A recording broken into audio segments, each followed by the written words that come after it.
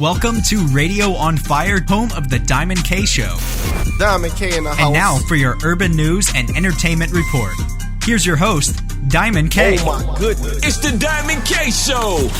So the Iowa caucus is behind us, and Donald Trump scored a commanding win in this Iowa caucus.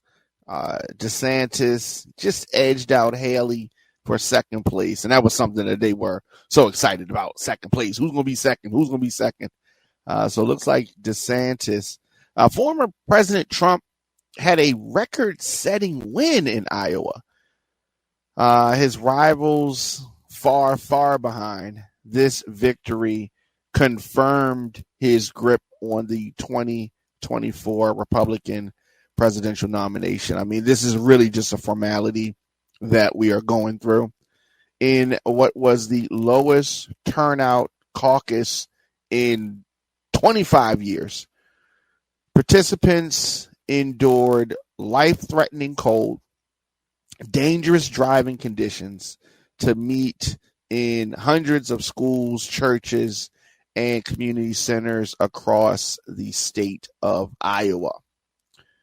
So those who were brave enough or foolish enough, depending on how you look at it, to venture out, delivered a 30-point win to Donald Trump, smashed the record for contested Iowa Republican caucus with a margin of victory exceeding Bob Dole's 13%. And this was back in 1988, so Trump smashed that. Declared the winner, and he won 98 of 99 counties. He rocked them Bamas, finishing with 51% of the vote. And Ron DeSantis won just over 21%, Nikki Haley at 19. So the grip has been tightened for Trump on the GOP nomination, though it could take several more months for anyone to formally become the party's standard bearer. Most smart people have their money on Trump in this regard. The size of the victory, it really poses a question for both DeSantis and Haley. What are you doing? I mean, hang it up. It's over. It's over. Neither candidate appears ready to leave the race, and they leave Iowa struggling to claim that they've made any progress. DeSantis has gone to South Carolina. Get ready for that. It's about 5 weeks away. And Haley's gone to New Hampshire for a primary that is next week. So both want to be Trump's strongest challenger. But all of the Republicans started off wrong. They have started off wrong, and I don't see how they can come back from it. We're going to get into that. Now, Trump has repeatedly vowed vengeance against his political opponents in recent months. However, he did offer a message of unity, at least for his party, during his speech. He said, we want to come together, whether it's Republican or Democrat or liberal or conservative, he said. We're going to come together. It's going to happen real soon. So I want to talk about this. Many people in polls, you'll see so-called smart people, ask this question about Trump's many indictments, 92 some odd indictments, and how he's using his legal troubles to actually propel his candidacy. He's using them as campaign moments instead of a lot of rallying. He's going into the courtroom and saying the message that he would have said, out on the stage, on the stump, but he's saying it outside of courtrooms. And he's framed this legal peril that he's in a certain way. And he has a tendency of repeating himself. And I talk to Trump supporters. I see Trump supporters online and on TV and radio, and they are parroting the same points that he is making. So folks think that the trials, the indictments have made Trump stronger. And in the indictment itself, the court cases themselves are not what makes him stronger. There are many politicians, crooked and such, that have found themselves in legal turmoil, found themselves in legal jeopardy. It didn't make them stronger. But what Trump has done, it's been his reaction to said legal peril. When he's had this legal exposure, when he's had these indictments, he's reacted in a way that most people don't. Most politicians run and cower when this happens. The party runs and cowers or puts pressure on the candidate, the politician, to do this. Trump doesn't react this way no matter what happens. He fights back, and you see that even back in 2016 when there was the release of the tape, the Access Hollywood tape. He reacted in a different way. So whatever it is that he does, he attacks it and reacts and then continues it. He has no shame. And eventually the people come along with him. And that's what's happened. That's what happened with all of these court cases. And it did not help things for his opponents in the Republican nomination process. It did not help the fact that they towed the same line that he was towing early on.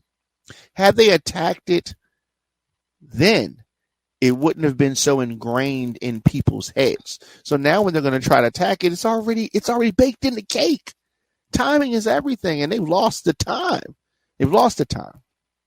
Now, I don't want people to get confused, and I've said this many times before. What works in the primary does not, will not, cannot work in the general election. When you're talking to a bunch of Republican sycophants, a bunch of Republican loyalists, of course, whatever Trump says, they're going to go with it. Well, at least in terms of Iowa, 51% will.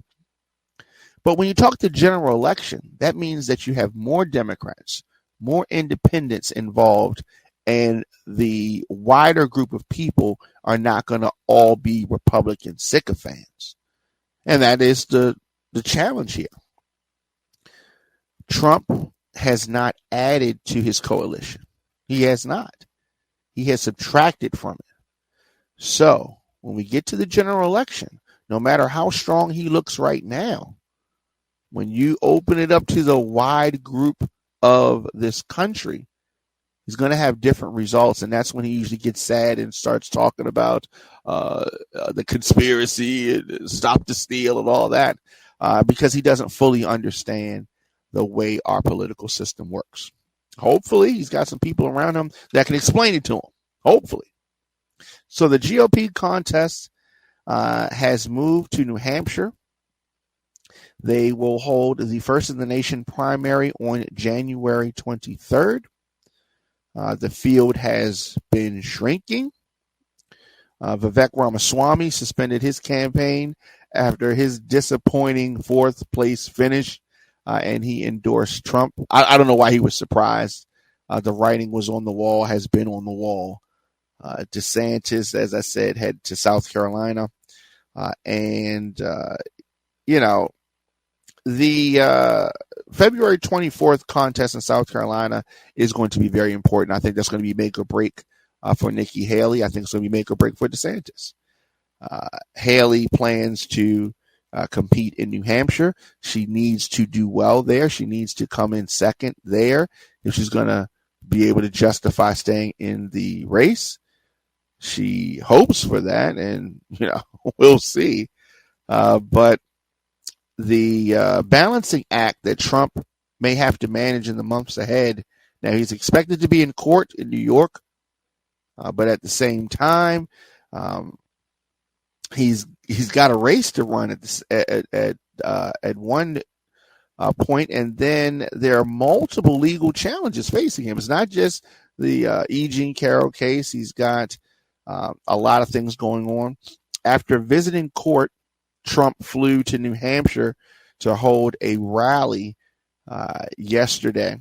Trump made a courtroom visit, part of his campaigns, as I said, and he's going to court voluntarily, at least twice a week while his opponents campaigned in Iowa. He was doing that. This strategy portrayed him as the victim. Oh, he loves to be the victim. Claims that he's the victim of a politicized legal system. But what we've got to understand and we've got to recognize is that the things that he has been accused of, the things that he has done, is what brought him here. It's what brought him here. Now, at least for Republican voters, this strategy works. But as I said, when we get to later in this election season, and this is opened up to the general public, you're going to get some different views on this. Now, Trump has shown strength among Iowa's urban, small town, and rural communities, and many of those communities he will perform well. I don't understand why, but evangelical Christians seem to still support him. It's very interesting. The majority of the caucus goers identify with Trump's Make America Great Again movement, and we're going to see that resonate with folks across the country. Trump's success, it tells a very remarkable story of a Republican Party that is unwilling or unable to move on from this very flawed frontrunner. Now let's remember, he lost in 2020 to Biden, fueling a constant barrage of chaos.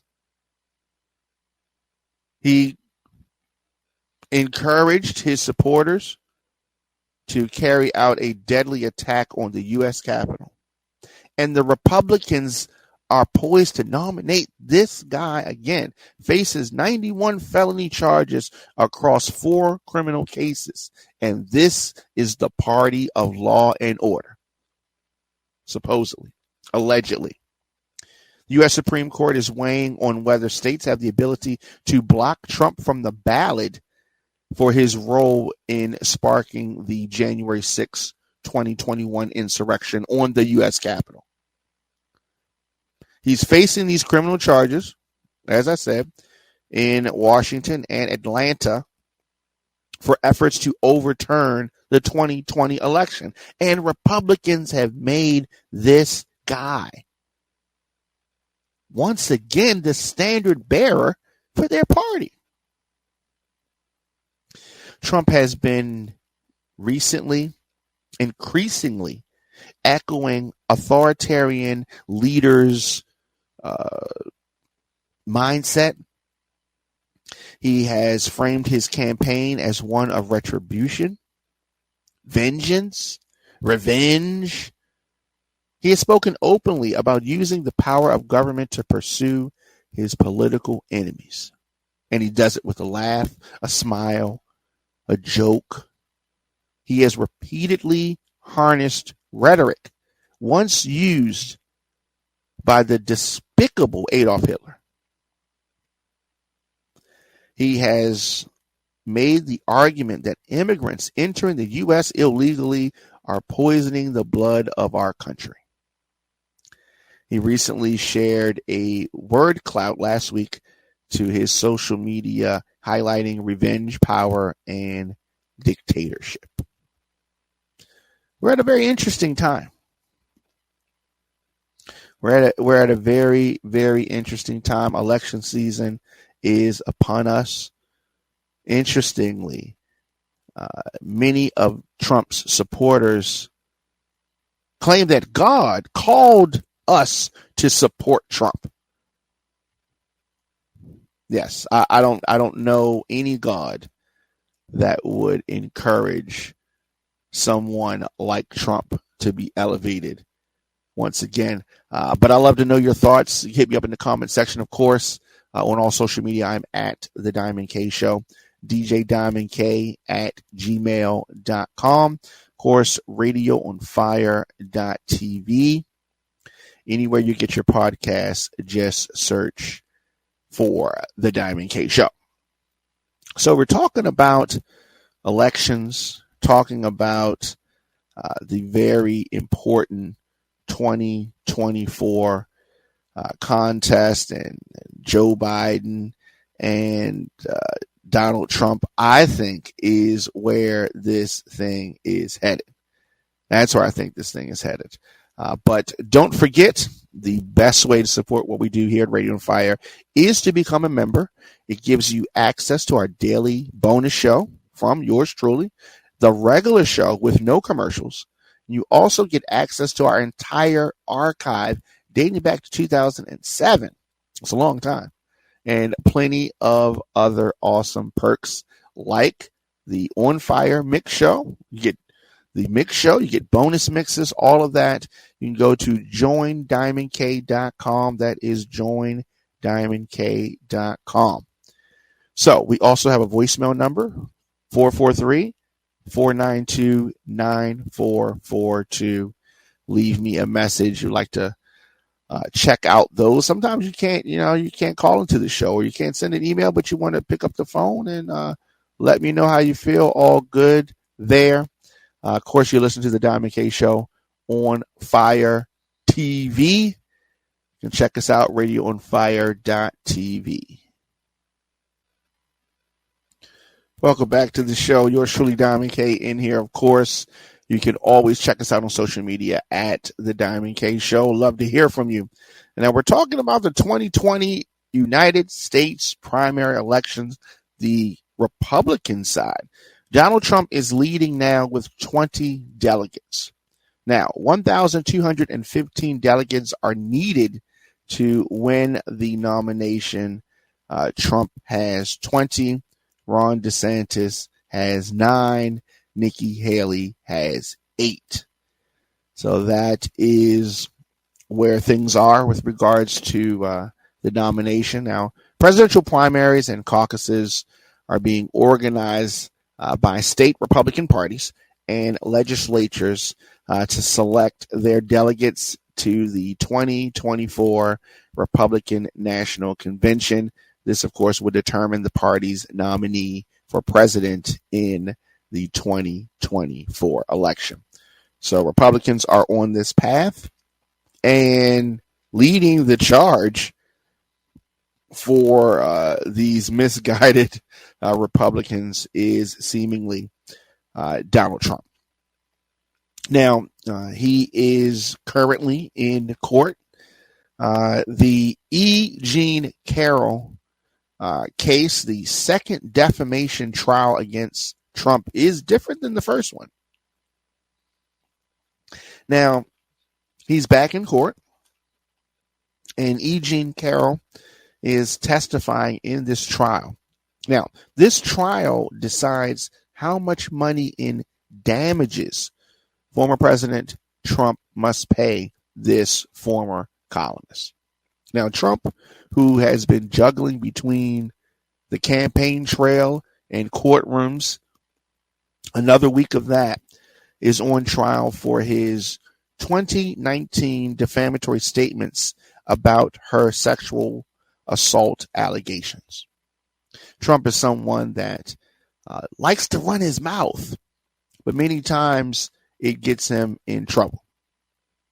A judge has already found Trump liable. Now, there was a separate trial last year, 2023. The jury found that Trump sexually assaulted E. Jean Carroll and defamed her in 2022 statements. Judge Lewis Kaplan said that the verdict will carry over to this defamation trial, so the trial will be limited to damages. How much money is he going to have to pay? So some of you may wonder, who is E. Jean Carroll? Who's this? Carroll is a former magazine columnist, and she alleges that Trump raped her in the department store, Bergdorf Goodman. This happened in the mid 90s, so a little while ago. She also claimed that he defamed her when he denied her claim. Carol is seeking more than $10 million in damages. You heard me right, $10 million in damages. So Carol talked about some threatening messages she received. I thought I was going to get shot, she said. E. Jean Carroll's lawyer showed the jury harassing messages that Carol received about her allegations against the former president. She testified to receiving these messages, including one on June 21st, 2019, the day that Trump made one of the statements issued in this trial. During this moment, Trump leaned over to his attorney, reacting as she was speaking. Carol's voice broke, and she described another violent message she received around the conclusion of the trial last year. The judge asked Trump to keep his voice down when talking with his lawyer in front of the jury. A lot of theatrics, a lot of theater, a lot of foolishness going on. The judge told Trump to take special care not to speak too loudly when talking to his attorney during the testimony. He did not want the jury to hear them. But Trump was reacting physically and loudly during her testimony. This is the type of stuff that his supporters eat up. But for the first hour of her testimony, Trump was looking straight forward, passing notes to the attorney, and leaning over to talk to his lead counsel. Otherwise, he did not appear to make any physical reactions to the testimony, but he's there to stare her down, try to intimidate her, and do the mob boss thing that he's been doing. It is amazing. Can you imagine if Barack Obama had charges like this? Democrats would not support him because Obama has so much class that if he was facing charges like this, he would just not react the way Trump does. Should Democrats take a page out of Trump's book with regards to reacting to controversies? Are they too quick to step down when something happens? Maybe. Carol explains why she included Trump in her 2019 book. E. Jean Carroll explained to the jury that her 2019 release, What Do We Need Men For? A Modest Proposal, and how she came to include Donald Trump in it. She testified in this civil trial to decide how much is supposed to be paid. That's what her testimony is for. But she said that I was overwhelmed with the honesty of women, and I thought, my God, I'm such a hypocrite. They're telling me their opinions. I'm holding back. And then I said, I'm 95 years old, and if I don't do it now, I will never do it. She said, exaggerating about her age, but she was trying to say she's old now and she's got to do it. The judge stopped Carol, granting an objection to Trump's attorney when the writer began to describe the altercation she said she had with Trump in this luxury department store. The judge instructed the jury that they've already been told the facts that they're expected to accept. But tension between the judge and Trump's attorney continued, and it is just a fascinating thing that we are witnessing, a fascinating time. Carol said that she's in court to stop Trump from telling lies about her. She says he's continued to lie. He lied last month. He lied on Sunday. He lied yesterday. Well, I mean, Trump is a liar. But Trump's attorney, as I said, continued to spar with the judge over postponing the session for the funeral. And it is just insane what we are witnessing. Insane. Let me know your thoughts in the comment section, of course. Instagram, Facebook, Twitter, LinkedIn, TikTok, Threads at The Diamond K Show. I'm here weekdays at 6 p.m. Of course, you can get the show free everywhere you get podcasts. But if you want to dive deeper, you want to get a little bit more, you get our show, The Diamond K Show, ad-free, as well as the bonus show. This is additional content strictly for our members. Join diamondk.com. Join diamondk.com. I will be back here tomorrow, of course. And for our members, I will see you on the bonus show. Everybody else, I will see you tomorrow.